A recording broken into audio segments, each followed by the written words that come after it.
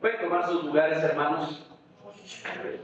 Y bien, pues, como ustedes recuerdan, terminamos la semana pasada, el domingo pasado, una serie de predicaciones sobre la epístola del apóstol Judas. Una epístola muy cortita, de solamente un capítulo, 25 versículos. Así que hoy vamos a comenzar con otra serie de mensajes también, pero ahora nos vamos a basar en la epístola a los hebreos. Así que yo creo que nos vamos a llevar varias semanas en abarcar toda esta epístola, que el Señor nos ayude, que el Señor nos hable, que el Señor permita. Fíjense que es precisamente Hebreos a donde dice que la palabra de Dios es viva, eficaz y más cortante que espada de doble filo. Dice en Hebreos 4, 12. Así que el Señor haga una realidad de esto en nuestras vidas. La epístola a los hebreos, hermanos, es una epístola bastante singular, es un libro bastante singular. No se parece a las otras cartas del Antiguo Testamento, del Nuevo Testamento. El Nuevo Testamento, ustedes recuerdan que tiene cartas paulinas, es decir, cartas que fueron escritas por el apóstol Pablo, y tiene otras cartas a las cuales les llamamos cartas generales o cartas universales. Algunos les llaman también incorrectamente cartas católicas. Acuérdense que la palabra católico, aunque Diana puesto así su carita, acuérdense que la palabra católico quiere decir universal. Y por lo tanto muchas veces van a encontrar referido por ahí en algún lugar las cartas católicas. Bueno, son las cartas universales o las cartas generales. Bien, dentro de esas cartas generales a Hebreos no sabemos bien dónde colocarla, si colocarla dentro de las paulinas o colocarla dentro de las generales. Y creo que por eso, en el momento que se decidió el orden en que iban a ir los libros del Nuevo Testamento, si ustedes se fijan, Hebreos está colocado después de Filemón, la última de las cartas paulinas, y antes de Santiago, que es parte ya de las cartas generales. Y esto es porque no sabemos quién escribió Hebreos. El texto no lo menciona, ni nos permite saber quién la escribió. Si nosotros revisamos la historia de la iglesia, hay una historia también de interpretación del texto bíblico, y resulta que algunos de los llamados padres de la iglesia, digamos, aquellos discípulos de los discípulos o discípulos de los apóstoles, que fueron los principales predicadores en el siglo II y luego la siguiente generación en el siglo III, bueno, dos de ellos, Clemente de Alejandría y Orígenes, entre el siglo II y el siglo III, eran de la opinión de que había sido Pablo el que la había escrito. En el siguiente siglo, en el siglo III, ya completamente Tertuliano, otro de los padres de la iglesia, él comenzó a decir que no era el estilo de Pablo y se le atribuyó por algún motivo a Bernabé, y hablaba de que era Bernabé el autor. Después tenemos un periodo muy largo entre el siglo V y el siglo XVI, en que prácticamente se le atribuía a Pablo sin hacer mayor análisis, mayor crítica. En el siglo XVI, cuando llega la Reforma, Martín Lutero, que fue un estudioso de cada uno de los libros de la Biblia, él no la atribuía a Pablo, y él fue el que dijo que muy probablemente haya sido Apolos. ¿Ustedes se acuerdan de Apolos? Se le menciona en el libro de Hechos como un varón elocuente en la palabra de Dios. Bueno, Lutero se lo atribuía a Apolos. Y en los últimos siglos, hablemos del siglo XX, tal vez siglo XIX, siglo XX, algunos otros eruditos la han atribuido a Priscila, la han atribuido a Epafras, la han atribuido también a Silas. Y bueno, así que quiero dar también mi propia aportación y mi propia versión el día de hoy. Así que anótenlo por ahí, por favor, porque esa es la verdad que se va a manejar en esta iglesia. Hebreos, no sabemos quién la escribe, no sabemos quién es el autor, pero sí sabemos quién es el autor verdadero. Sí sabemos quién la inspiró, de eso no nos cabe la menor duda. Fue el Espíritu Santo. Así que cuando Dios le habló, haya sido a Pablo, a Apolos, a Priscila o a quien haya sido, quien le habló fue el Espíritu Santo. Ahora, esta carta a quién iba dirigida. Todas las cartas tienen un destinatario. Quien la haya escrito, humanamente hablando, estaba pensando en algún grupo de personas y muy probablemente haya estado pensando en judíos conversos al cristianismo. ¿Por qué podemos decir esto? Porque es tal vez de las cartas del Antiguo Testamento que más uso hacen, cartas del Nuevo Testamento, que más uso hacen del Antiguo Testamento. Hay decenas de referencias al Antiguo Testamento, más tal vez que en otras cartas. Hay algunas referencias directas donde podemos saber exactamente de qué salmo o de qué libro de la Biblia está hablando. Hay otras que son indirectas y que hacen referencia solamente a alguna parte de la escritura. Entonces, destinatarios de esa carta, seguramente judíos en la diáspora, es decir, judíos que habían sido dispersados y que se habían convertido al cristianismo. Y fecha. ¿En qué fecha se escribió? Bueno, ahí los eruditos tienen también varias opiniones. Uno de los años que se mencionan es el año 49 después de Cristo. ¿Por qué el año 49? ¿Qué ocurrió en ese año? ¿Qué evento hubo? Bueno, hubo un edicto del César en el cual expulsaba a todos los romanos, a todos los judíos de Roma. Expulsaba a todos los judíos de Roma en el año 49, hubo una especie de persecución en contra de los judíos, así que esa pudo haber sido una ocasión para que se escribiera. Algunos otros dicen, bueno, probablemente el año 64, ¿qué ocurrió en el año 64? La persecución encabezada por Nerón pudo haber sido también una ocasión. Entonces, lo que casi todo el mundo está de acuerdo es que fue antes del año 70. ¿Por qué? ¿Qué ocurrió en el año 70? La destrucción del templo de Jerusalén y la destrucción de hecho de Jerusalén. No lo menciona para nada ni hace ninguna referencia al autor de Hebreos. Entonces sabemos que fue entre el 49 y el 69, digamos, antes del 70, en alguna de esas fechas fue escrita. ¿Cuál fue la ocasión, cuál fue el propósito de que se escribiera Hebreos? Alentar, exhortar, animar a aquellos que lo escuchaban. Algunos dicen también, es que no tiene el estilo de una carta, no parece carta. Ahora que comenzamos a leerle, ahorita vamos a volver otra vez al texto, ustedes se dieron cuenta que no empieza como la mayor parte de las cartas, es decir, mencionando quién la escribe y además mencionando algunas otras cosas de a quién se le escribe. Entonces, no parece tanto una carta, al menos en su inicio, parece más bien un tratado teológico. Fíjense que me gustó algo que leí ahora que preparaba yo este mensaje en cuanto a la carta a los hebreos. Dicen que la carta a los hebreos está escrita como un tratado teológico, pero que suena como a sermón y termina como carta. Porque al final sí parece que fuera una carta. Se menciona por ahí a Timoteo, por ejemplo, y ese es el motivo por el que algunos pensaban incluso que era Pablo el autor. Para nosotros, simple y sencillamente es la palabra de Dios. Pero tenemos que ir entendiéndola para ir apreciando mejor este escrito como un tratado teológico, más que como una carta. Lo tenemos que entender como un tratado teológico, al menos así empieza. El capítulo 1 es totalmente un tratado teológico, aunque también tenemos que escucharla como un sermón y leerla como una carta. Bien, esa es la introducción únicamente sobre lo que vamos a estar hablando en las siguientes semanas o meses probablemente sobre la epístola a los hebreos. En esta ocasión yo voy a mencionar y voy a referirme solamente a dos puntos sobre los cuales quiero comentar. El primero de ellos es que Dios siempre ha hablado a su pueblo. Dios es un Dios que habla. Miren, algo que me encanta también de la epístola de los hebreos es que la primera palabra con la que empieza esta carta o este tratado es Dios.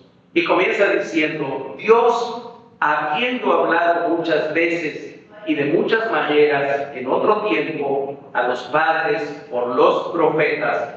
Hay un énfasis aquí en el hecho de que Dios habla. Hermanos, tenemos un Dios cuya palabra es creadora, es restauradora, es sanadora. La palabra de Dios nos sana, la palabra de Dios crea y la palabra de Dios restaura también. Dios es un Dios que habla, es un Dios que se comunica con sus hijos, que se comunica con su creación y sobre todo que se comunica con la parte más importante de su creación, que somos los seres humanos. ¿Alguien se acuerda cómo comienza el Evangelio de Juan?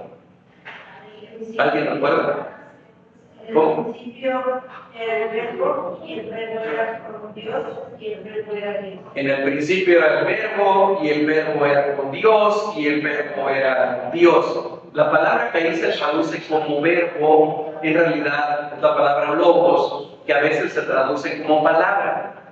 Pudiéramos decir, y haciendo una buena lectura y una buena traducción, en el principio era la palabra, y la palabra era con Dios, y la palabra era Dios. De hecho, hay algunas traducciones que usan ese término, y usan palabra en lugar de verbo. Ahí vemos en el Evangelio de Juan cómo este hablar de Dios, como la palabra de Dios, es tremendamente importante. Pero hay otro libro también de la Escritura a donde se resalta lo que Dios dice. ¿Cuál es? El primer libro de la Biblia, el libro de Génesis. ¿Cómo comienza el Génesis? ¿Cómo comienza la Biblia? En el principio creó Dios los cielos y la tierra. Y nos saltamos hasta el versículo 3 después para ahorrar unos segundos. Después dice, y dijo Dios, en el versículo 3, y dijo Dios, sea la luz, y fue la luz. Y después, déjenme decirles, en el capítulo 1 de Génesis, en los versículos 6, 9, 11, 14, 20, 24 y 26, se repite exactamente la misma expresión. Dijo Dios, dijo Dios, dijo Dios, dijo Dios, una y otra vez, mientras Dios crea todo lo que existe. ¿Qué elemento usa Dios para crear? Su palabra, la palabra. Esa misma palabra que después nos va a decir en el Evangelio de Juan, que era desde el principio y que estaba con Dios y que en realidad la palabra era Dios. Pero miren qué cosa más maravillosa, que en el mismo Evangelio de Juan, en el capítulo 1, versículo 14, va a decir, y la palabra se hizo carne, o el verbo se hizo carne, y habitó entre nosotros. Y vimos su gloria, gloria como la del unigénito del Padre. O sea, que ¿quién es esa palabra? Si le queremos poner nombre y apellido, ¿quién es esa palabra? Se llama Jesús. Se llama Jesús de Nazaret, el Hijo de Dios. Él es la palabra creadora. Él es esa palabra de la cual habla Génesis cuando dice, en el principio creó Dios los cielos y la tierra, y dijo Dios, y dijo Dios, y dijo Dios. Allí estaba presente nuestro Señor Jesucristo. Por eso es que Hebreos, que resalta principalmente a Jesús, déjenme decirles, Hebreos es un libro de cristología, es un libro de exaltación al Señor Jesucristo. Si algo hace el autor de Hebreos es exaltar a Jesús. Pero es interesante que no comienza con la palabra Jesús, sino comienza con la palabra Dios. Dios habiendo hablado. Y dice, habiendo hablado muchas veces y de muchas maneras. A ver, ustedes que conocen muy bien el Antiguo Testamento, ¿cómo de cuántas maneras diferentes habló Dios en el Antiguo Testamento? ¿Cuántas formas diferentes recuerdan ustedes de Dios hablando? A ver, ¿quién se anima a decir algo? Por medio de cuando habla, cuando hace, cuando crea. Ok, pero digamos ya dejando la creación, ya una vez creado, por medio de los profetas, como lo dice aquí precisamente, aparte de por medio de los profetas, ¿alguna otra forma? Pues por mensajeros, por ejemplo, con Abraham. Ok, bueno, con Abraham, habla de dos maneras. Ok, habla directamente con él. ¿Sí? Habla directamente con él. ¿Con quién más habla directamente Dios? ¿Con qué? Con Moisés habla directamente, con Adán, ¿no? Para ir en orden cronológico, con Adán, con Caín. Yo sé que Caín no tiene muy buena fama y no nos gusta mucho acordarnos de él, pero Dios habló directamente con él. Con Noé habló también directamente, con el mismo Abraham. ¿De qué otra manera? Pues a través de otros mensajeros también, a los que se le llaman ángeles, ¿verdad? Dios habla a través de ángeles muchas veces. A Jacob, por ejemplo, le habla por medio de un ángel. Al mismo Abraham en otra ocasión le habla por medio de un ángel. A Lot le habla por medio de un ángel. A uno que tenía miedo y estaba por ahí escondido en un agujero limpiando, a Gedeón le habla por medio de un ángel. Ok, entonces vemos que efectivamente el autor de Hebreos sabía a qué se estaba refiriendo cuando dice: Dios, habiendo hablado de muchas maneras y en otros muchas veces y de muchas maneras en otro tiempo a los padres por los profetas. Y no quiero dejar de mencionar otra forma curiosa en la que Dios habla también en el Antiguo Testamento. Bueno, al menos a alguien que era bastante impío, un tal Balaam. ¿Se acuerdan ustedes quién le habla a Balaam?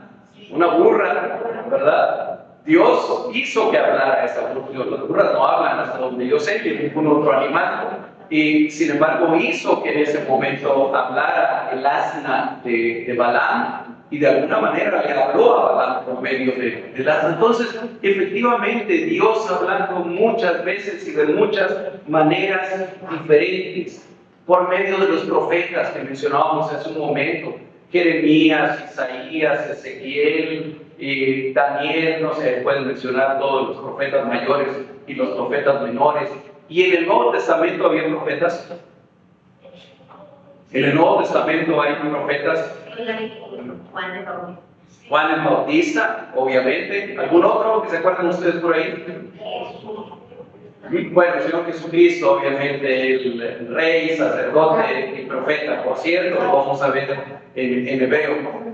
Pero hay otro por ahí en el libro de Hechos, un tal Agabo, o Agabo, ¿sí? ¿Se acuerdan? Era un profeta, y alguien que le profetizó fue a Pablo. Sin embargo, una vez que la revelación de Dios dada por medio de las Escrituras en el Nuevo Testamento queda terminada con el libro de Apocalipsis, hermanos, ya no tenemos más profetas.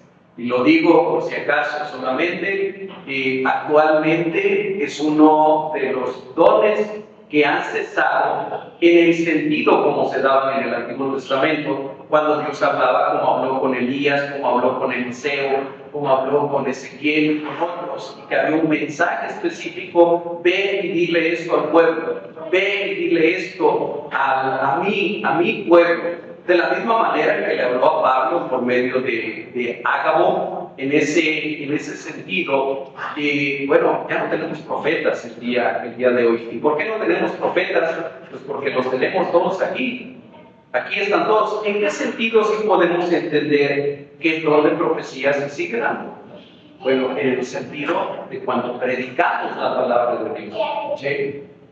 Sin que nadie me vaya a malentender, por favor, pero en ese momento yo lo estaría haciendo de profeta, ¿sí? Y no les voy a decir qué va a ocurrir en el 2026, ni mucho menos. Simplemente estoy predicando la palabra de Dios. Yo les podría decir: el Señor ha dicho, y después leer lo que está aquí, ¿sí? No que yo me lo invente. El Señor ha dicho, y leemos lo que está en la Escritura. En ese sentido, bueno, hay el don de profecía, o el don de predicación, o el don de proclamación de la palabra, pero no en el otro sentido en el que existía anteriormente. Pero sigue diciendo en el versículo 2, bueno, eso fue en otros tiempos. Dice: pero en estos postreros días, Dios, en esos postreros días, nos ha hablado por el Hijo. Y ahí tenemos que detenernos. porque los siguientes versículos, los siguientes poquitos versículos, déjenme decirles, yo voy a abarcar hoy hasta el versículo 4 únicamente. En los siguientes pocos versículos nos va a decir quién es ese Hijo a través del cual Dios habló. Dice que en estos postreros días nos ha hablado por el Hijo. Y ahí tenemos que hacer otra precisión también. ¿Cuáles son los postreros días? Eso ya se los he preguntado quién sabe cuántas veces y siempre lo han contestado bien. ¿Cuáles son los postreros días? Estos, ¿cuándo comenzaron los postreros días? Cuando el Señor Jesucristo nació. ¿Cuándo van a terminar los postreros días? Cuando el Señor Jesucristo venga por segunda ocasión. Por lo tanto, llevamos algo así como 2000 años de postreros días. Es cierto, habrá días que sean los postreros, o los últimos de los postreros. ¿Cuándo va a ser eso? ¿Cuándo va a ocurrir eso? ¿Cuándo viene el Señor Jesucristo? ¿Cuándo regresa? No lo sabemos, no lo sabemos. El Señor Jesucristo puede regresar hoy. Dios quisiera que así fuera. O puede regresar dentro de 1000 años, o dentro de 100, o dentro de 20. No lo sabemos. El mismo Señor Jesucristo dijo del día y de la hora, ni siquiera los ángeles que están junto a mi Padre lo saben. Está en la sola potestad del Padre. Algo sí nos dijo, va a ser como el relámpago que cruza del oriente al occidente. Dos características tiene el relámpago que cruza del este al oeste. Dos características. Una, ¿se nota o es secreto? No se ve. Se ve, todo el mundo lo ve. Y Él lo dice también, todo ojo lo verá. No va a ser secreto, es decir, todo el mundo lo va a ver. Y la otra, ¿cuánto se dura un relámpago? ¿Cuánto dura? Así, ¿verdad? Es un segundo, es un instante. Eso sí sabemos de la segunda venida del Señor Jesucristo. ¿Cuándo? No sabemos, pero sí sabemos que los mismos postreros días que estaba viviendo el autor de Hebreos son los mismos postreros días que estamos viviendo nosotros el día de hoy, y que el Señor viene y esperemos que el Señor venga pronto. Así que Dios, habiendo hablado por ángeles, habiendo hablado por profetas, habiendo hablado en sueños, habiendo hablado en visiones, habiendo hablado directamente con algunos hombres, habiendo hablado de tantas maneras diferentes, finalmente Dios dijo, yo quiero que lo que yo hago se entienda clara, perfecta y correctamente. Y entonces, ¿qué hizo? Envió a su Hijo. Se encarnó, se hizo hombre, habitó entre nosotros y entonces habló directamente. Por eso es que el Señor Jesucristo una y otra vez a lo largo de su vida y a lo largo de los diferentes sermones que Él dio, echa mano del Antiguo Testamento y da una correcta interpretación del Antiguo Testamento. No lo hace con todos los 39 libros, no lo hace con todos los versículos que forman el Antiguo Testamento, pero de cuanta cosa era importante que Él hablara y que Él testificara y que Él diera una interpretación, una clarificación, Él lo hizo. Aquellos que vivieron en la época del Señor Jesucristo escucharon audiblemente hablar a Dios, lo escucharon directamente. Sí, qué pena y qué lástima que a lo mejor no tenían la plena conciencia de lo que estaba ocurriendo en ese momento. Y hoy escuchamos la voz audible de Dios. ¿Sí? La acabamos de escuchar en ese momento, ¿verdad? Leímos todos juntos la palabra, leímos todo el primer capítulo de Hebreo, escuchamos la voz de Dios, porque lo que leímos es la palabra de Dios. Entonces, cada vez, hermano, hermana, que tú quieras escuchar la voz audible de Dios, lee tu Biblia en voz alta y vas a estar escuchando la voz audible de Dios. Es la palabra de Dios la que estamos escuchando. Y su Hijo habló directamente. En estos postreros tiempos, Dios quiso hablar por medio de su Hijo. Cuando un gobierno manda a algún embajador a otro país, lo primerito que el embajador tiene que hacer cuando llega a ese país del cual va a ser embajador es presentar sus credenciales. ¿verdad? Tiene que ir con el rey, o con la reina, o con el presidente, o la presidenta, o el primer ministro, y tiene que presentar sus credenciales. ¿Saben que tal parece que el autor de Hebreos, en la segunda parte del versículo 2 y en el versículo 3, es como que nos da las credenciales del hijo? Nos dice quién es ese hijo del cual él está hablando. Y miren lo que dice del hijo. Dice, ha sido constituido heredero de todo. Por él fue hecho el universo. Él es el resplandor de la gloria de Dios. Es la imagen de su sustancia. Es quien sustenta todas las cosas con la palabra de su poder. Es quien efectuó la purificación de nuestros pecados y es quien está sentado a la diestra de la majestad en las alturas.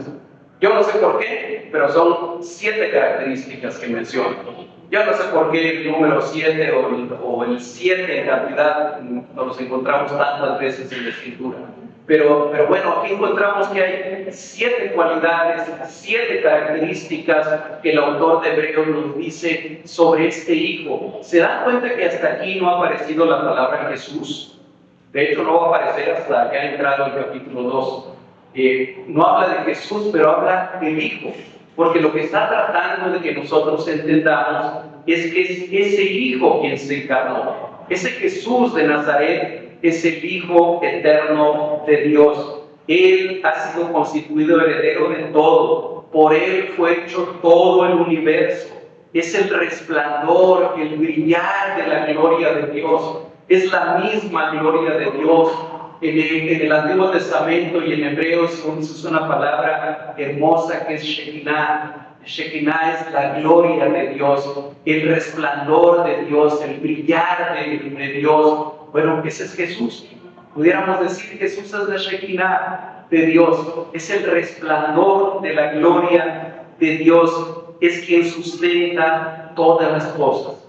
Su nombre, Jesús de Nazaret. Hermanos, cada una de esas características ameritaría un sermón completo, cada una de ellas. Pero solamente déjenme decirles brevemente que lo que dice aquí el autor de Hebreos coincide con lo que dice Pablo y coincide con lo que dice Juan también.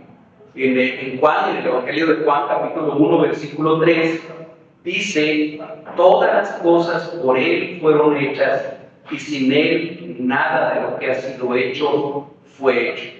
Tal parece que el autor de Hebreos conocía lo que había escrito Juan o le interesaba lo que había hecho Juan, porque es muy parecido lo que dice. Todas las cosas por Él fueron hechas y sin Él nada de lo que ha sido hecho fue hecho. Así que tendríamos un punto a favor de que Juan sea el autor de Hebreos. No es cierto, nadie ha propuesto eso, ¿no? Pero se ha propuesto a Pablo. Y miren, Pablo en Colosenses capítulo 1, versículo 16, en lo personal, déjenme decirle uno de mis versículos favoritos de la Escritura.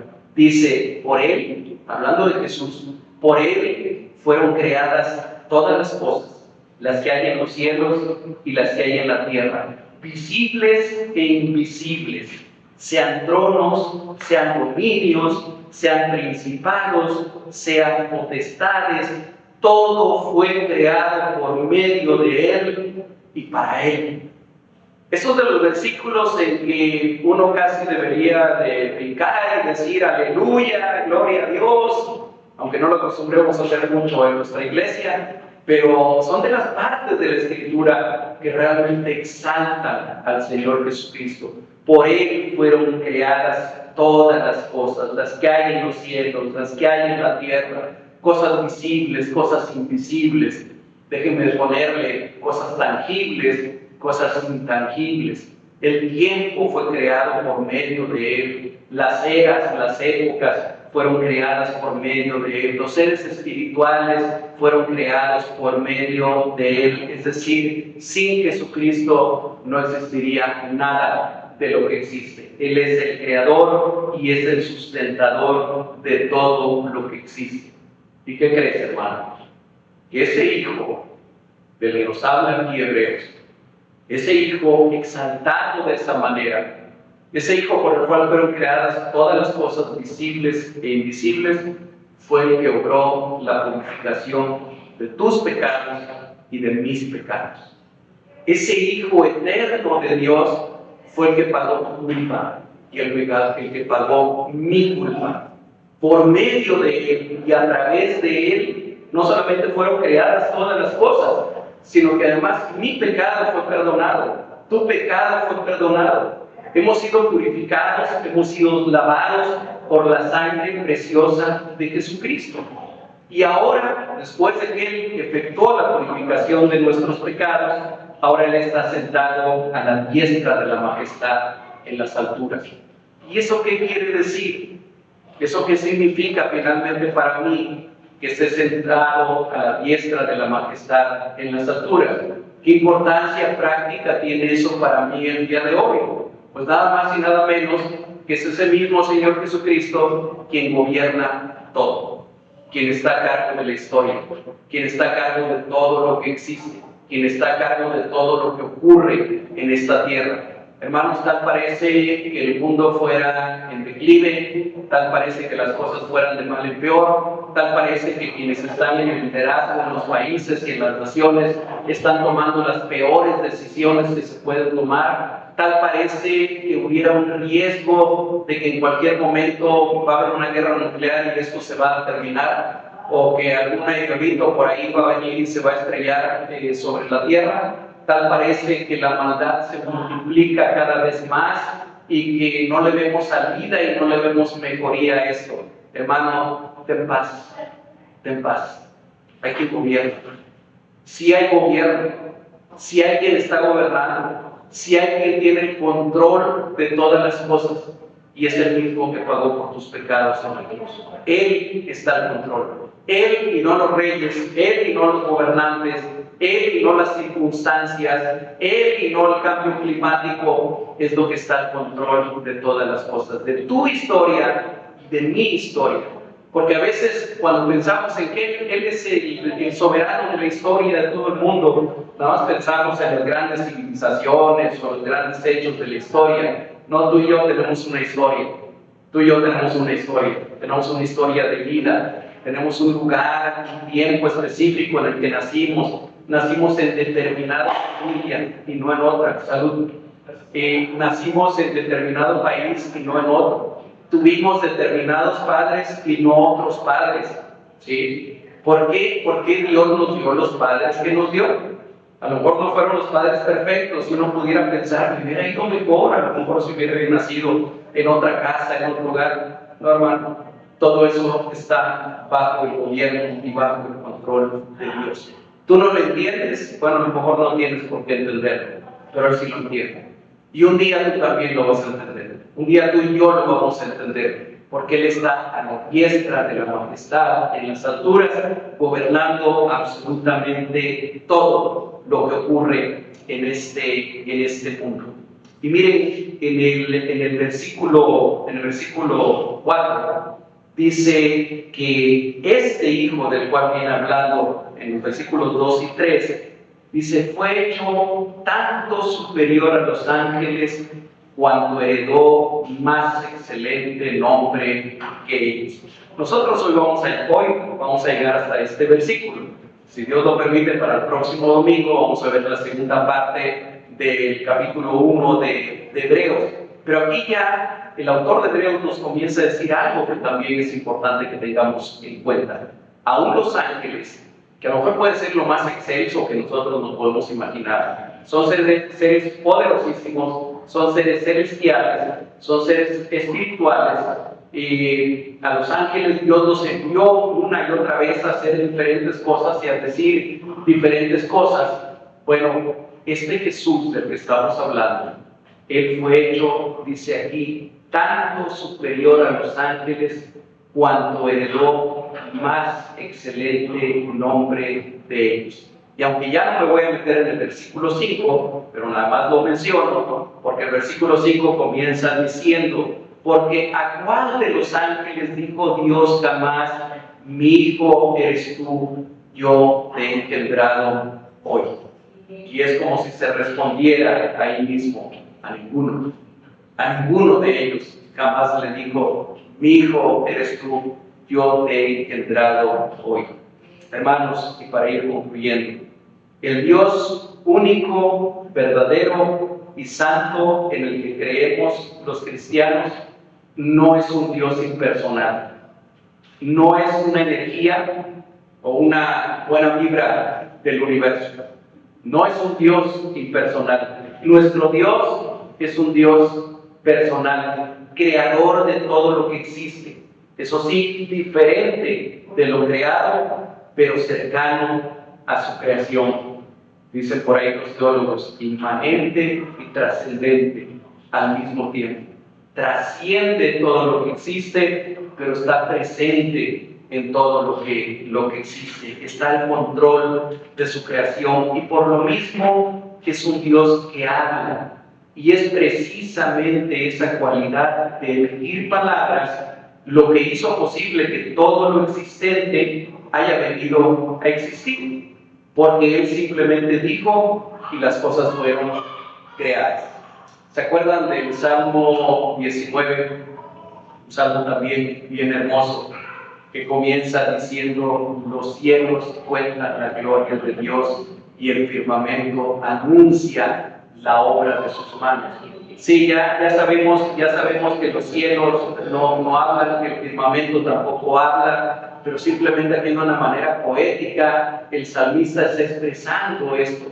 Aún las cosas que Él creó, aún las cosas que Él hizo por medio de su palabra, cuentan su gloria, anuncian su gloria. Dice: un día emite palabra a otro día y una noche a otra noche declara sabiduría. Hermanos, ese Dios que durante siglos y siglos habló a su pueblo de tantas maneras diferentes, incluyendo a los profetas, que fueron hombres que se encargaron fielmente de llevar sus palabras, ese mismo Dios, hermanos, quiere ser escuchado por ti y por mí. Ese mismo Dios sigue hablando porque quiere ser escuchado, porque quiere que tú lo escuches, porque quiere que este mundo lo escuche, que este mundo escuche su palabra. Creo que ninguno de nosotros nos pondríamos a gritar si estuviéramos solos completamente, ni nos pondríamos a hablar si estuviéramos totalmente solos. Si nosotros hablamos es porque queremos que alguien nos escuche, es porque queremos que alguien escuche nuestra palabra. Hermanos, si Dios habla, es porque Él quiere ser escuchado. ¿Y por qué quiere ser escuchado? ¿Por quién? No por las montañas, no por los ríos, no por los animales. De repente yo creo que los animales escuchan perfectamente bien a Dios y seguramente que lo hacen de una manera diferente a como lo hacemos nosotros. Pero Él quiere ser escuchado por la corona de su creación. Él quiere ser escuchado por su pueblo, que somos tú y yo. Él sigue hablando todavía el día de hoy. Hermano, Él te está hablando el día de hoy. Esta palabra que estamos predicando, esta palabra que estás escuchando, es la palabra de Dios. El Señor Jesucristo quiere que lo conozcamos en lo personal, en lo íntimo, en lo profundo. El Señor Jesucristo no es un crucifijo pegado en la pared, no es una estatua de yeso, no es una estatua de metal o de madera. El Señor Jesucristo no es tampoco un concepto bonito dado para que nosotros nos sintamos inspirados o para que nosotros nos sintamos bien por las palabras que Él ha dicho. El Señor Jesucristo es Dios mismo encarnado, es el Verbo encarnado, y el propósito de haberse encarnado eres tú, soy yo, somos nosotros, somos su pueblo. Creo que si en algo nos equivocamos como pueblo de Dios, es cuando descuidamos escucharlo a Él. Yo quisiera que tú te preguntes hoy. No quiero que nadie me conteste nada, pero sí quiero que te lo preguntes. En esta semana que terminó ayer, sábado, ¿cuántos días estuviste leyendo la palabra de Dios? ¿Cuántos días estuviste escuchando la palabra de Dios, escuchando a ese Dios que habla y que sigue hablando? De todas las actividades que tuviste que hacer en la semana, incluyendo hacer la tarea, ir a la escuela, trabajar, hacer el quehacer, hacer todo lo demás, ¿Cuánto tiempo reservaste para estar escuchando a Dios y escuchando su palabra? Pregúntatelo tú mismo y trae a tu mente si esta palabra que fue hablada por el Hijo eterno de Dios, el creador del universo y el que sostiene todas las cosas con su presencia, merece ser escuchada o merece ser descuidada. Si nosotros deberíamos invertir muchísimo más tiempo en escucharlo a Él hablar. Yo no quiero ni imaginarme lo que pasaría en este lugar, en este mismo momento. No quiero ni imaginarme lo que pasaría si de repente se presentara un ángel por aquí, a mi derecha o a mi izquierda. No quiero ni imaginarme. Yo creo que los ángeles existen, por supuesto. La palabra de Dios habla de ellos. Y creo que en algunas circunstancias Dios ha permitido que se hagan visibles. Dentro de poco vamos a comenzar a hablar del anuncio del nacimiento del Señor Jesucristo y vamos a hablar de unos ángeles que se les presentaron de repente a unos pastores. Y eso fue algo literal. Los vieron, literalmente. Yo no quiero ni imaginarme qué pasaría con nosotros si un ángel se presentara en ese momento delante de nosotros y nos dijera algo. No quiero ni imaginar.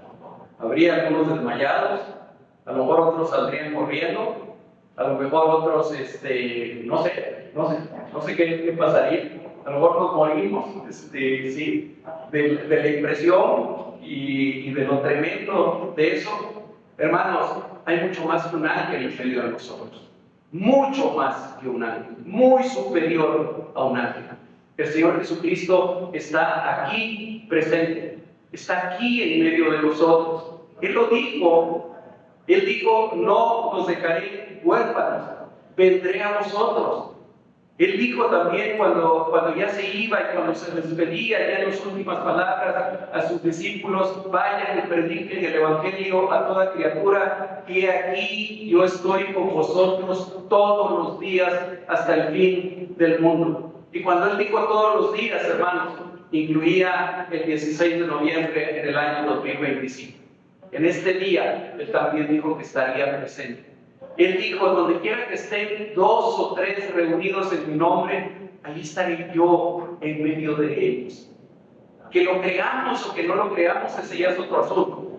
Eso ya tiene que ver con nuestra credulidad, con nuestra fe o con nuestra incredulidad. Pero hermanos, el Señor Jesucristo está aquí presente, mucho más que un ángel, mucho más que un arcángel, mucho más que una teofanía de Dios, está aquí en medio de nosotros.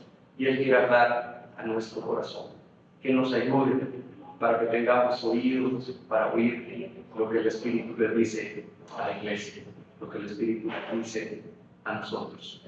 Oremos, hermanos. Amado Dios y Padre eterno, te damos gracias con todo nuestro corazón por esta palabra tuya. Gracias, Hijo de Dios. Gracias por haberte encarnado. Gracias por haber nacido. Gracias por haber venido, Señor, a hablarnos directamente en estos últimos tiempos. Gracias porque tú no has dejado de hablar, porque tú sigues hablando, aun cuando a veces cerramos nuestros oídos, aun cuando a veces nos encuentras distraídos, aun cuando a veces nos encuentras con nuestra mente y nuestro corazón puestos en otro lugar. Bendito seas porque tú sigues hablando, Señor. Bendito seas porque tus promesas son fieles, porque tú dijiste, Señor, que no nos dejarías nunca, que estarías todos los días con nosotros hasta el fin del mundo. Señor, te rogamos, te suplicamos, por favor, que tú sigas siendo ese Dios que habla, que tú sigas siendo ese Dios que le habla a tu pueblo, que tú sigas siendo ese Dios que nos sostiene, que nos exhorta, que nos anima, que nos redarguye también, que nos corrige. Señor, que tu palabra siga siendo todo eso. Que en esta iglesia, Señor, seamos alimentados por tu bendita palabra. Que en esta iglesia, que este pueblo tuyo, Señor, seamos edificados por tu palabra y por tu Santo Espíritu. Gracias por hablarnos el día de hoy, Señor. Te adoramos, glorificamos tu nombre y te damos a ti toda la honra y todo el honor que solamente tú eres digno de recibir. Gracias te damos en el nombre de Jesucristo. Amén. Amén.